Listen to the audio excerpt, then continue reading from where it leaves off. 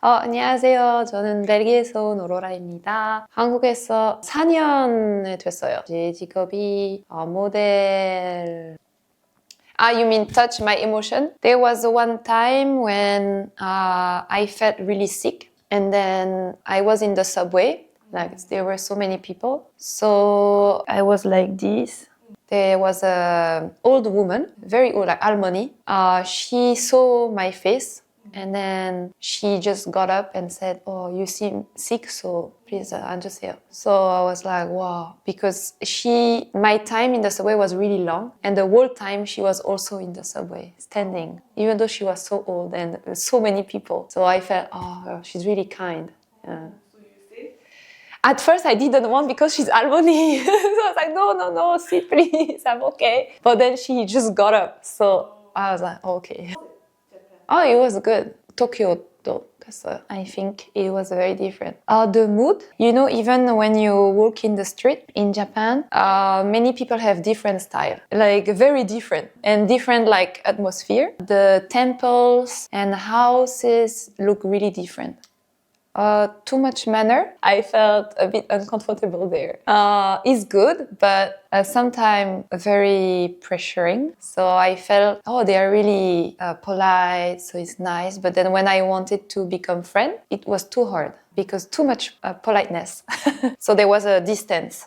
I felt it. It was not in Japan when I experienced that the most. So I was in Australia and my roommate was Japanese. So I tried to be close to her. She was really kind to me, but she always like, thank you so much, or, I will let you your space. But then we couldn't really become close because we were not comfortable. Yeah. And also my friends have like similar situations, so 우연한 만남이 제 인생의 방향을 영원히 바꾼 청명한 가을 저녁을 어제 일처럼 기억합니다. 하지만 그 이야기를 하기 전에 잠시 뒤로 물러나 제 소개부터 제대로 해보겠습니다. 제 이름은 고델리브이고 원래 벨기에의 작은 마을 출신입니다. 어렸을 때부터 항상 모험과 설렘이 가득한 삶을 꿈꿔왔지만 제가 곧 시작하게 될 놀라운 여정을 상상할 수는 없었습니다. 저는 제 인생에서 무엇을 하고 싶은지 고민하는 동안 돈을 모으기 위해 지역 맥주 가게에서 아르바이트를 하고 있었어요. 나쁘지 않은 직업이었지만 특히 저 같은 젊은 여성에게는 분명 어려움이 있었어요. 저는 금발머리에 큰 갈색 눈, 그리고 누군가는 청순한 얼굴이라고 부르는 독특한 외모로 축복받은 존재였어요.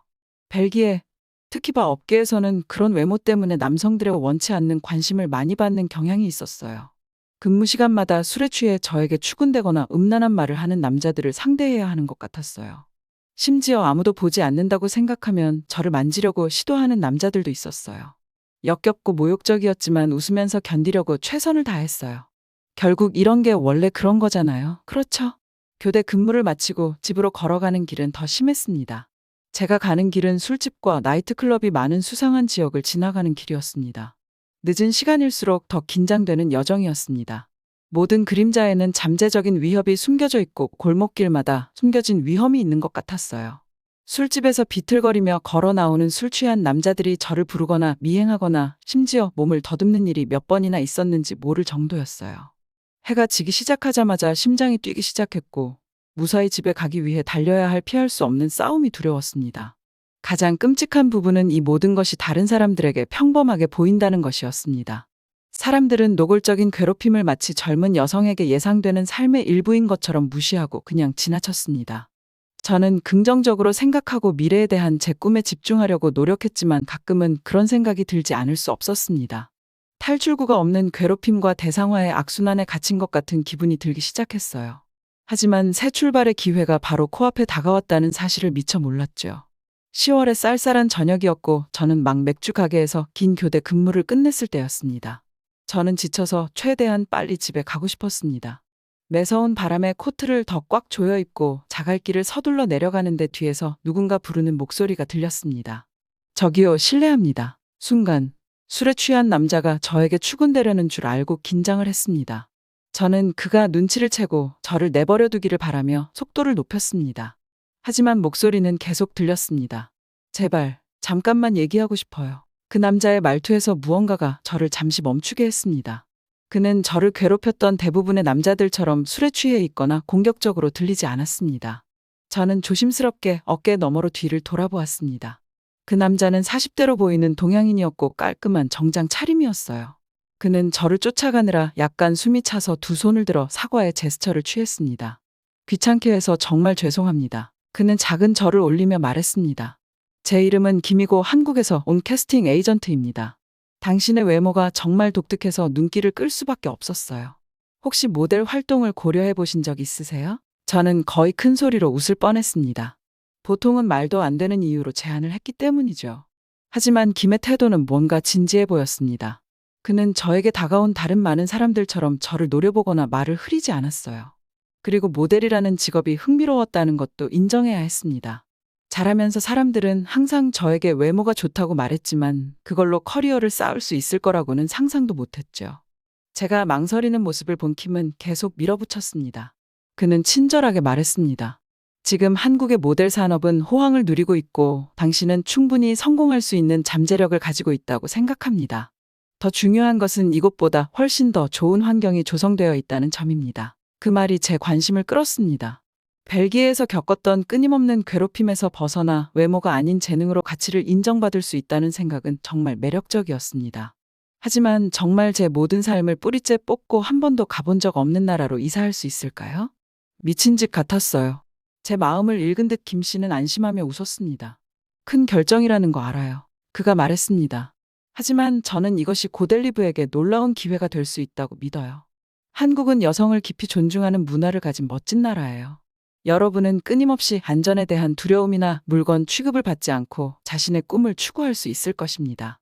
물론 비자, 숙소 등 모든 준비는 저희가 알아서 해드리겠습니다. 여러분은 신나는 새 모험을 준비하는 데만 집중하면 됩니다. 저는 입술을 깨물며 머릿속이 빙빙 돌았습니다.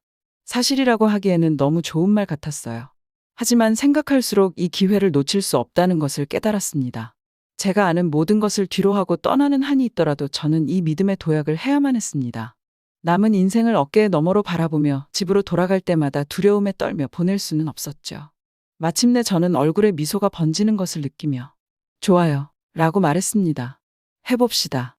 언제 한국으로 가면 되는 거죠? 킴은 제 두 손을 꽉 잡으며 환한 미소를 지었습니다. 후회하지 않을 거예요. 고델리브 약속할게요. 바로 준비를 시작할게요.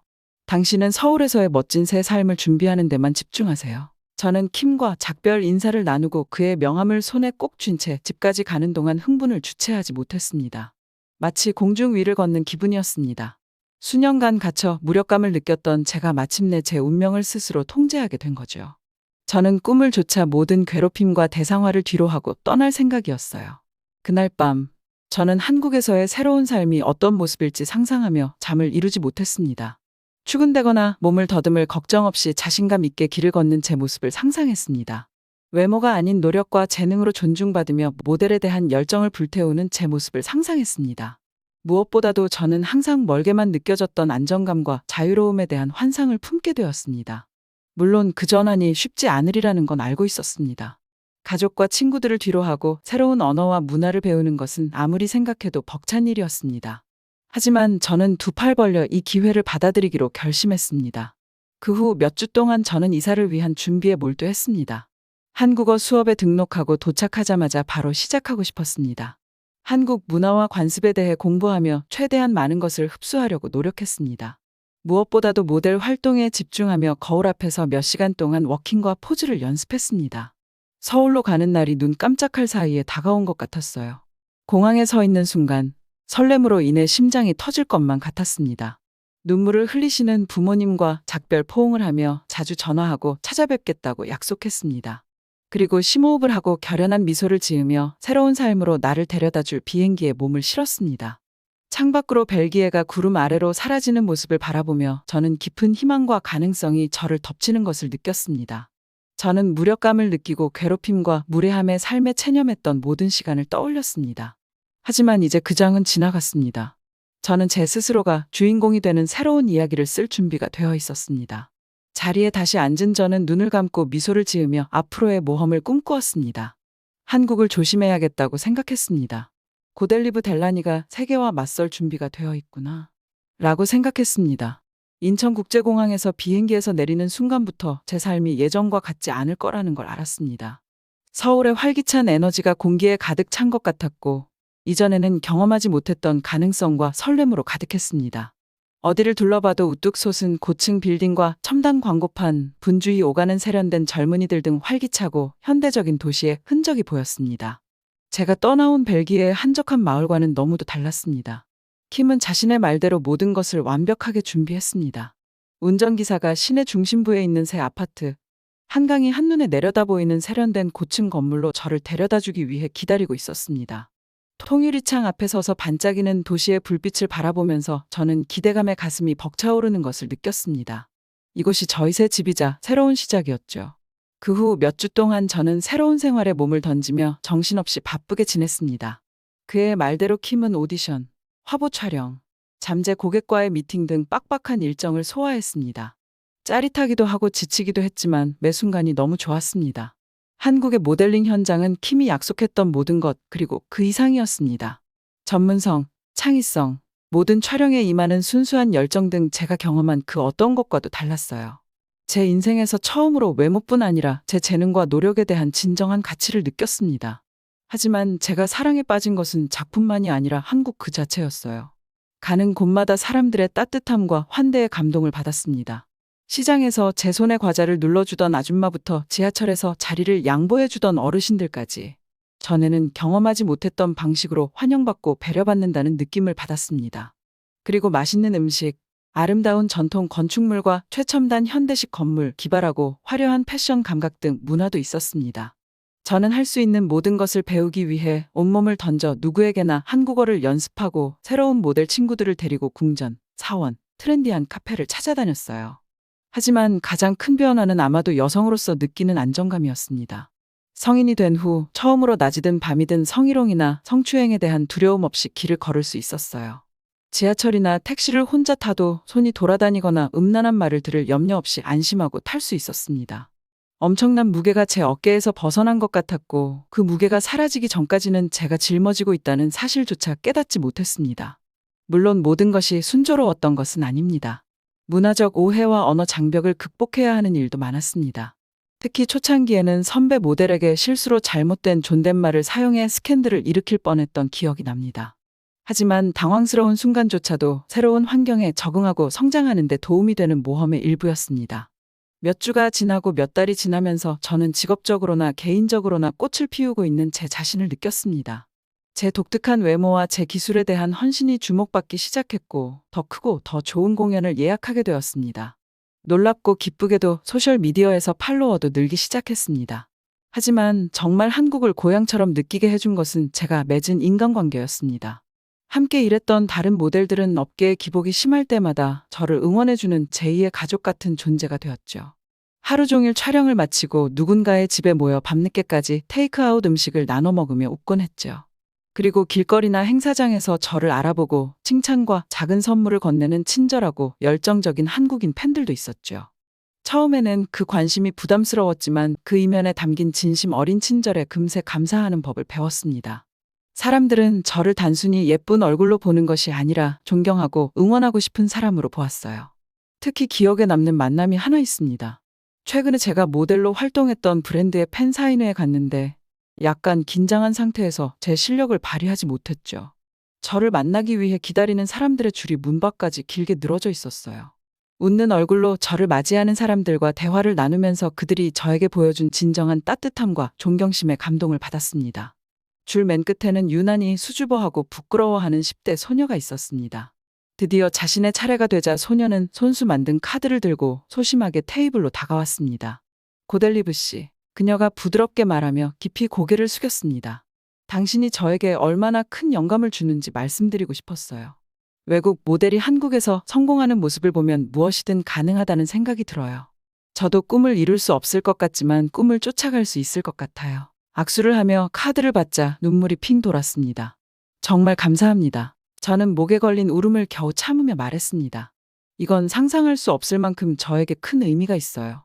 그리고 저는 여러분이 꿈을 이룰 수 있다고 믿어요. 소녀의 얼굴은 도시 전체를 밝힐 수 있을 정도로 환한 미소로 빛났습니다. 그녀는 저에게 거듭 고개를 숙여 감사의 인사를 전한 후 행복에 겨워 멍한 표정으로 자리를 떠났습니다. 저는 런웨이에 서 있는 제 사진이 정성스럽게 그려진 카드를 손에 쥔 채 내려다보았습니다. 꿈을 크게 꾸고 절대 포기하지 마세요. 라고 깔끔한 한글로 적혀 있었습니다. 그 순간 제 커리어뿐 아니라 제 자아가 얼마나 멀리 왔는지 실감했습니다. 벨기에를 떠났던 수줍고 겁에 질려있던 소녀의 모습은 먼 옛날의 기억처럼 느껴졌습니다. 그 자리에 용기와 결단력으로 자신의 꿈을 쫓는 자신감 넘치고 추진력 있는 여성이 있었습니다.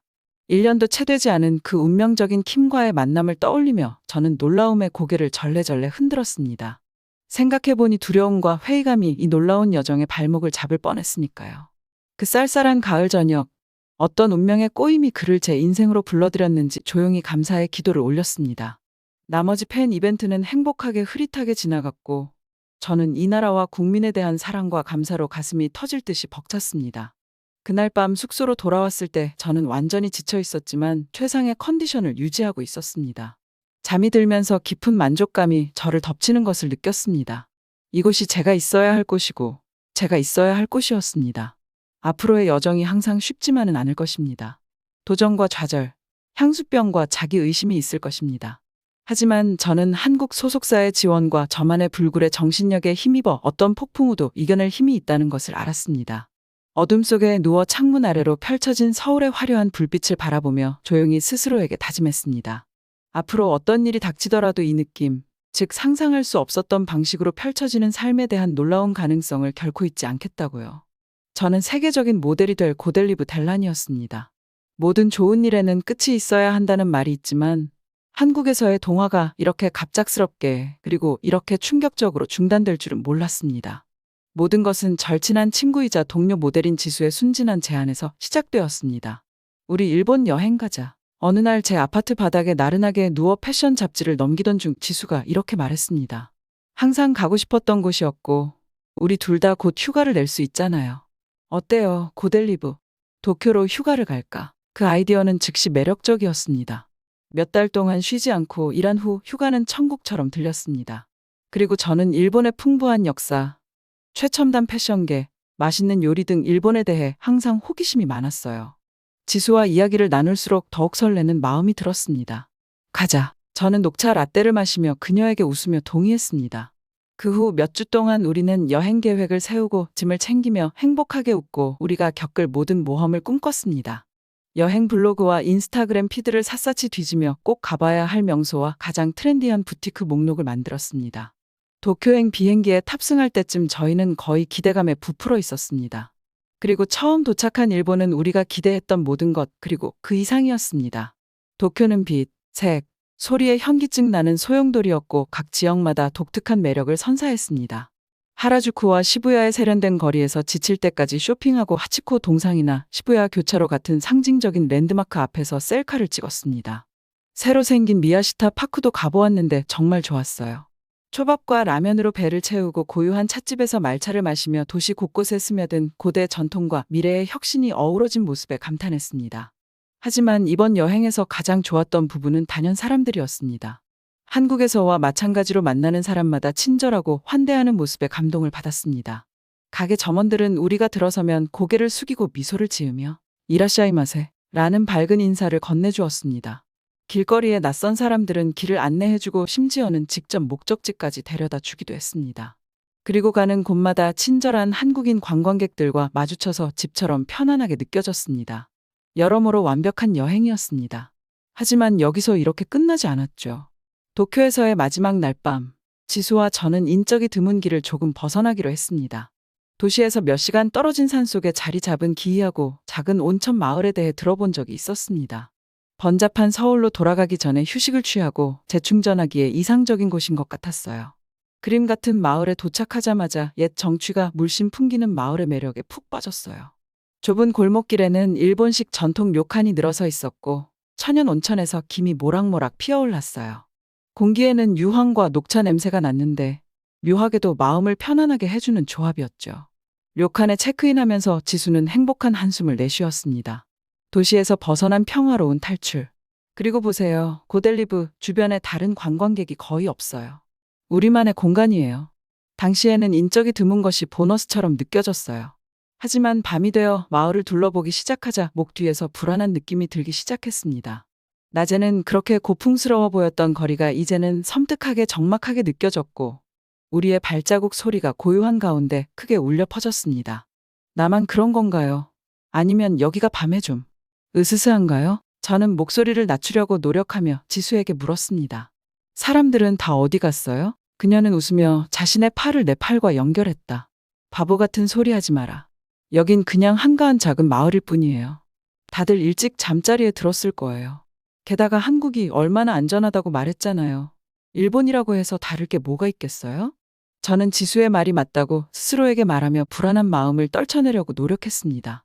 조금 더 걸어가자 작은 이자카야의 따뜻한 불빛과 고기를 굽는 고소한 냄새에 담배 연기가 우리를 반기는 모습이 보였습니다. 완벽해요. 지수가 미소 지었다.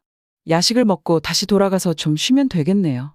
내일은 돌아가는 날이니까요. 이자카야는 짙은 나무와 제등으로 꾸며진 아늑하고 매력적인 분위기였습니다. 안으로 들어가자 친절한 노인이 우리를 반갑게 맞이하며 작은 테이블로 안내했습니다.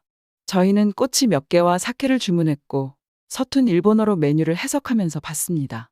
밤이 깊어지면서 사케를 계속해서 마셨고 저희의 웃음소리는 더 커졌습니다. 자신을 야마다라고 소개한 이자카야 주인은 세심하고 매력적으로 우리 잔을 채워주고 한국말 몇 마디도 시도하는 등 친절하게 대해주었습니다. 어느 순간 지수는 화장실에 가겠다며 자리를 떴고 저와 야마다만 남았습니다. 당신 친구 정말 예쁘네요. 그가 미소를 지으며 말했습니다. 당신도요.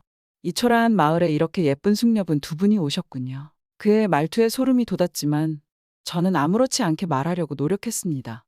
아, 서울로 다시 일하러 가기 전에 잠깐 쉬러 왔어요. 저희는 모델이라 좀처럼 시간을 내기 힘들어서요. 그의 눈이 흥미롭게 커졌습니다. 모델이라고요? 정말 흥미롭네요. 저도 어렸을 때 사진에 관심이 많았거든요. 그쪽을 사진에 담을 수 있다면 영광이겠군요. 저는 불편하게 자리를 옮기며 문득 우리가 얼마나 고립되어 있는지, 주위에 아무도 없는 낯선 남자와 술에 취한 외국인 여자 둘만 있다는 사실을 깨달았습니다. 지수가 어디 갔는지 저는 계속 두리번거렸습니다. 한동안 자리를 비운 것 같았었는데요. 기다렸다는 듯이 비명 소리가 공기를 찢으며 제 피가 얼음장처럼 차가워졌습니다. 전 그 목소리를 알아챘습니다. 나는 벌떡 일어나 의자를 넘어뜨렸어요. 야마다는 입가에 작은 미소를 지으며 거의 반응하지 않았습니다. 제가 떨리는 목소리로 그에게 말했습니다. 친구를 확인하러 갈 거예요. 저는 심장이 두근거리는 소리를 들으며 비명 소리가 나는 방향으로 달려갔습니다. 지수, 희미한 불빛이 비치는 복도로 뛰어들어가 필사적으로 불렀습니다. 지수, 어디 있어? 나지막한 흐느낌이 복도 끝에 있는 작은 화장실로 나를 이끌었어요. 저는 숨도 제대로 쉬지 못한 채 문을 힘겹게 열었어요. 지저분한 바닥에 찢어진 옷과 눈물과 마스카라로 얼룩진 얼굴로 웅크리고 있는 지수가 있었습니다. 그 위에 날아갈 듯이 서 있는 건 야마다였습니다. 맹목적인 분노가 저를 덮쳤고 저는 비명을 지르며 그에게 달려들어 그를 친구에게서 밀어냈습니다. 그는 비틀거리며 뒤로 물러났고 저는 그 틈을 타 지수를 붙잡아 일으켜 세웠습니다. 도망가. 제가 다급하게 말했습니다. 도움을 요청해줘. 지수는 자신에 대한 두려움과 저에 대한 두려움 사이에서 갈등하며 잠시 망설였습니다. 하지만 자기 보호심이 이겼고 그녀는 발걸음을 재촉하며 복도를 벗어나 밤으로 나갔습니다. 저는 분노와 아드레날린으로 몸을 떨며 야마다에게 돌아섰습니다. 이 나쁜 놈아. 저는 그에게 침을 뱉었다. 어떻게 이런 짓을 하는 거야? 경찰에 신고할 거야. 놀랍게도 그는 잔인하고 무자비한 소리를 내며 웃기 시작했습니다. 경찰이라고? 이 멍청한 여자야. 경찰이 도와줄 것 같아? 외국인 창녀가 우리 지역에서 문제를 일으키려고 한다고. 난 이 마을의 주인이야. 그들은 날 건드리지 않을 거야. 그는 약탈적인 눈빛으로 천천히 제게 다가왔어요.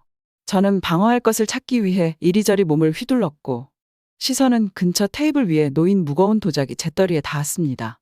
저는 재떨이를 향해 달려가 야마다상의 머리에 내리쳤고 재떨이는 끔찍한 소리를 내며 깨졌습니다. 그는 바닥에 쓰러졌습니다. 이미 움직이지 않는 그의 몸 주위에는 피가 고이기 시작했어요. 저는 가슴을 쓸어내리며 재떨이가 마비된 손가락에서 미끄러지는 것을 느끼며 그 위에 서 있었다. 내가 무슨 짓을 한 걸까? 하지만 생각할 시간도 처리할 시간도 없었습니다. 거기서 나가야 했고 지수를 찾아야 했어요. 비틀거리며 밤 공기 속으로 나온 저는 미친 듯이 경찰에 전화를 걸며 야마다가 현지에서 영향력을 행사하고 있다는 말이 거짓말이었기를 바랐습니다. 하지만 어두컴컴한 경찰서에서 시간이 흐를수록 제 희망은 서서히 절망으로 바뀌었습니다. 경찰관들은 냉정하게 무시했고 저희의 진술을 듣는 척도 하지 않았습니다. 그들은 서로 아는 척 눈빛을 주고받으며 숨죽여 비아냥거리는 말을 내뱉었습니다. 심지어 지수를 다른 방으로 데려가 증거를 수집하던 여경은 동정심보다는 짜증이 더 커 보였습니다. 동이 트고 하늘이 밝아지기 시작할 무렵 드디어 형사가 이야기를 했습니다. 즉심 재판을 내리려고 했습니다. 혐의를 입증할 증거가 충분하지 않습니다. 그는 우리 눈을 마주치지 않은 채 담담하게 말했습니다. 이건 말도 안 되는 사건입니다. 그리고 일방적으로 야마다 씨를 쳤잖아요. 야마다 씨는 성실한 사람입니다. 2명의 외국인 여성들의 말에는 신빙성이 없죠. CCTV를 확인해보면 되잖아요. 제가 필사적으로 끼어들었습니다. 분명 지수가 화장실에서 나오는 장면이나 지수를 때리는 장면이 찍혀 있을 거예요. 그건 지수가 폭행에 대해 진실을 말하고 있다는 증거예요. 형사는 어깨를 으쓱했습니다. 어젯밤에 그 구역의 카메라가 오작동을 일으켰어요. 기술적인 문제였죠. 그리고 당신의 정당방위에 대해서는 글쎄요. 술에 취해 친구와 야마다 씨의 관계 때문에 당신의 질투심이 발동했을 가능성이 훨씬 더 커 보입니다. 연인의 다툼이 폭력적으로 변한 것뿐입니다. 나는 너무 놀라서 말을 잇지 못하고 멍하니 그를 바라보았어요. 내 옆에서 지수는 작은 체구를 주체할 수 없이 떨며 절망적인 흐느낌을 토해내고 있었다. 나는 그녀를 위로해주고 싶었지만 도저히 정신을 차릴 수가 없었습니다. 한 가지만 분명히 말씀드리죠. 형사가 딱딱하고 차가운 눈빛으로 단호하게 말했다. 이 거친 비난에 대해 아무에게도 말하지 마세요. 야마다를 비방했다는 소문이 퍼지면 반드시 대가를 치르게 될 겁니다. 알겠어요? 우리는 너무 충격적이고 무서워서 반박할 엄두도 내지 못한 채 고개를 끄덕였습니다. 우리는 악몽 속에 갇혀 무력하고 외로웠습니다. 한국으로 돌아오는 길은 조용하고 충격에 휩싸인 채 흐릿하게 지나갔습니다. 지수와 저는 각자의 고뇌에 휩싸여 서로를 바라볼 수조차 없었습니다. 야마다가 저를 붙잡았던 팔의 멍자국은 우리의 시련을 아프게 상기시키며 욱신거렸습니다. 하지만 가장 아픈 것은 눈에 보이지 않는 상처, 즉 지수의 정신에 생긴 상처와 내가 힘들게 쌓아온 안정감과 자신감의 상실이었다. 아름다운 꿈속에서 살다가 현실의 무거움이 가장 잔인한 방식으로 저를 무너뜨리는 것만 같았습니다. 비행기가 서울에 착륙하면서 저는 씁쓸한 아이러니를 느꼈습니다. 불과 며칠 전만 해도 저는 제가 소속감과 목적을 찾았던 고국으로 돌아간다는 설렘으로 가득 차 있었습니다. 하지만 인천공항의 북적거리는 익숙함에 발을 내딛는 순간 공허함과 허무함만 느껴졌고 제 동화는 회복할 수 없을 정도로 산산조각이 났습니다. 이런 상황에서 어떻게 다시 일어설 수 있을까요?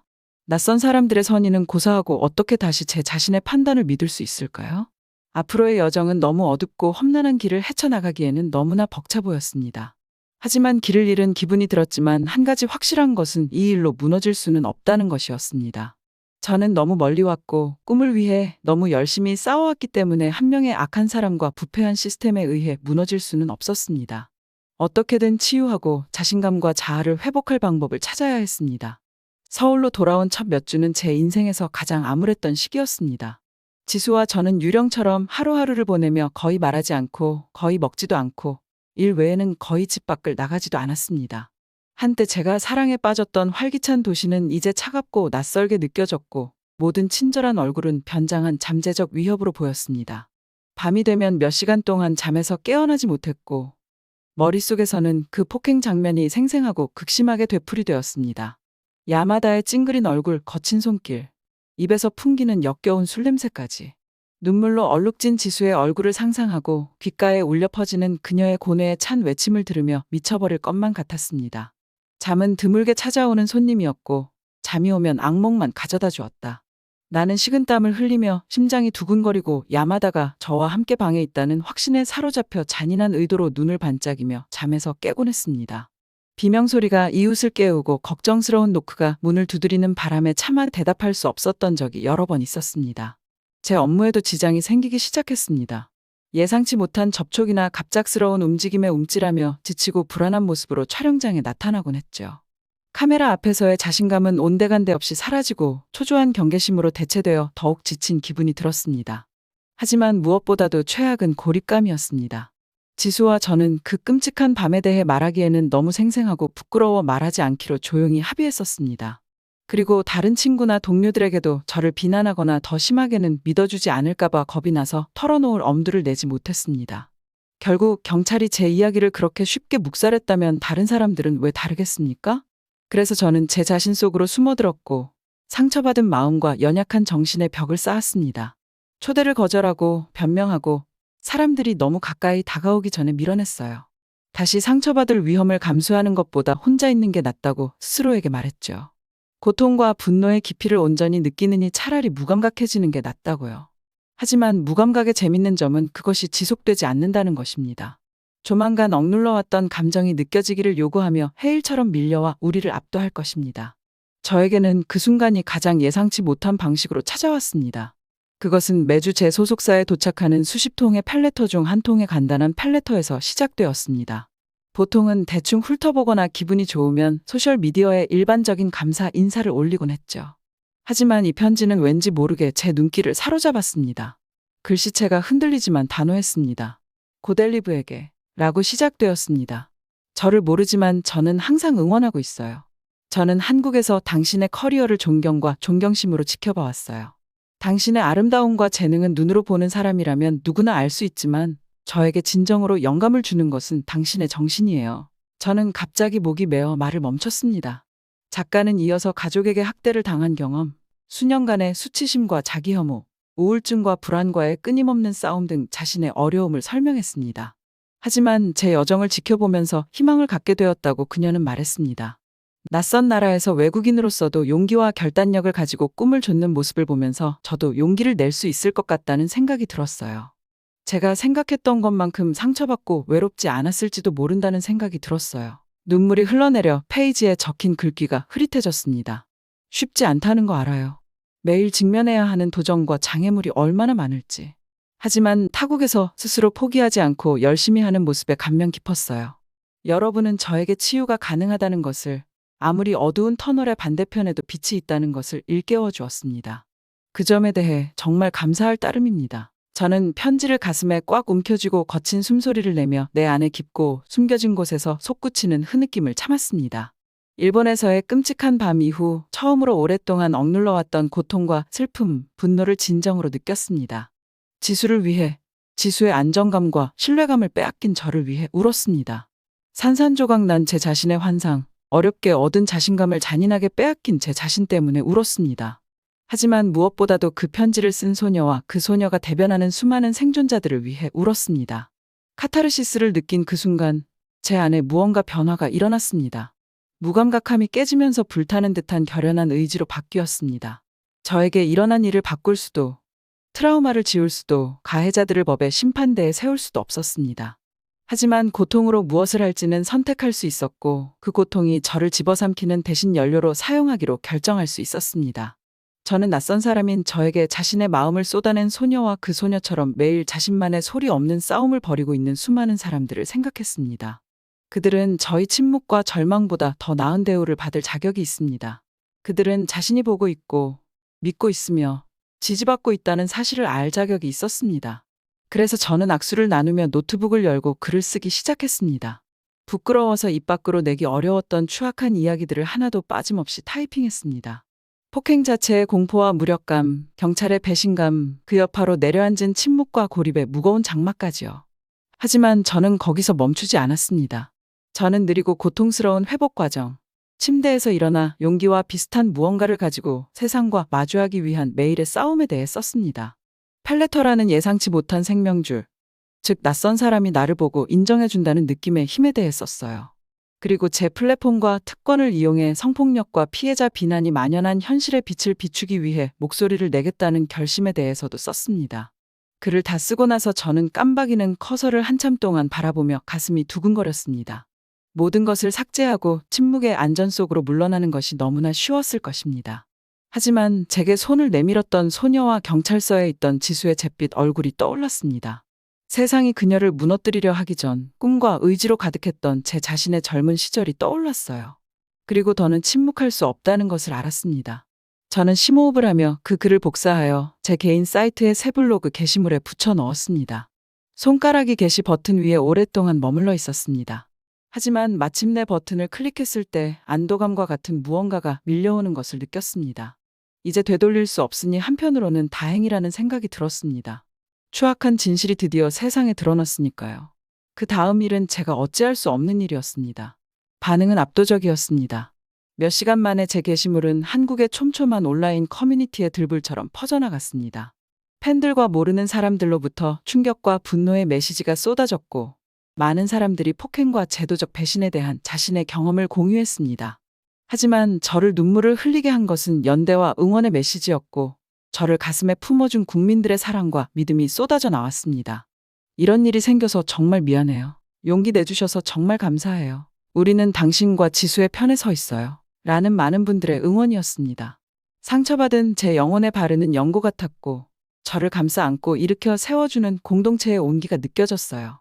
물론 피할 수 없는 피해자 비방, 현상 유지 옹호자 등 부정적인 반응도 있었습니다. 하지만 그들은 저를 향한 연민과 정당한 분노의 파도에 휩쓸려 사라졌습니다.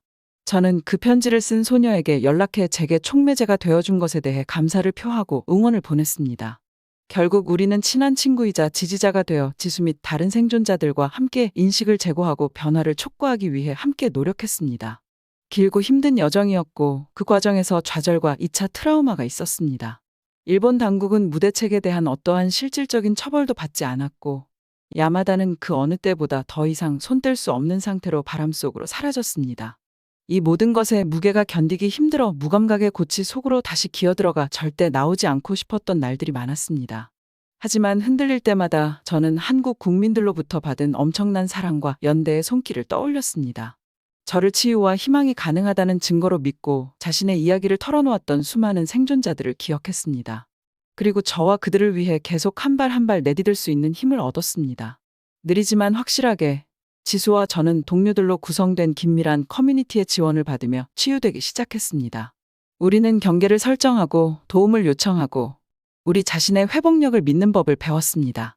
우리는 지원 서비스를 제공하고 법률 개혁을 위한 로비를 위해 단체와 협력하면서 옹호 활동에 전념했습니다. 힘들고 감정적으로 지친 일이었지만 동시에 우리의 고통을 목적에 집중할 수 있게 해주는 깊은 힘을 주는 일이기도 했습니다. 우리는 우리에게 일어난 일로 인해 무너지지 않았습니다. 우리는 이 이야기를 하면서 우리 자신의 이야기의 주인공이 되었습니다. 그리고 우리는 누구도 침묵 속에서 고통받지 않아도 되는 세상, 가장 어두운 곳에서도 정의와 치유의 빛이 비추는 세상을 향해 함께 노력할 것입니다. 해피엔딩을 보장할 수 없는 길고 불확실한 여정이었습니다. 결국 그것이 저희 제2의 고향인 한국이 저에게 가르쳐준 것이기 때문입니다. 한국에서 저는 소속감과 성공뿐 아니라 더 깊은 목적의식을 찾았습니다. 진정한 힘은 상처를 숨기는 것이 아니라 그 상처를 자랑스럽게 여기고 다른 사람들을 위해 길을 밝혀주는 데서 나온다는 것을 배웠습니다. 그리고 저는 공동체와 연대의 놀라운 힘, 공동의 투쟁의 불길 속에서 형성된 끊을 수 없는 유대를 발견했습니다. 제 집이자 마음의 고향이 된 서울의 반짝이는 스카이라인을 바라보며 평온한 기운이 저를 덮치는 것을 느꼈습니다. 앞으로의 길은 험난하겠지만 저는 준비가 되어 있었습니다. 계속 싸우고 계속 치유하고 세상의 어두운 구석에 제 빛을 비출 준비가 되어 있었습니다. 고마워요, 대한민국. 위에 다른 따뜻한 사연들도 있으니 꼭 시청해주세요. 구독과 좋아요 부탁드릴게요. 끝까지 시청해주셔서 감사합니다. 그럼 내일 또 만나요.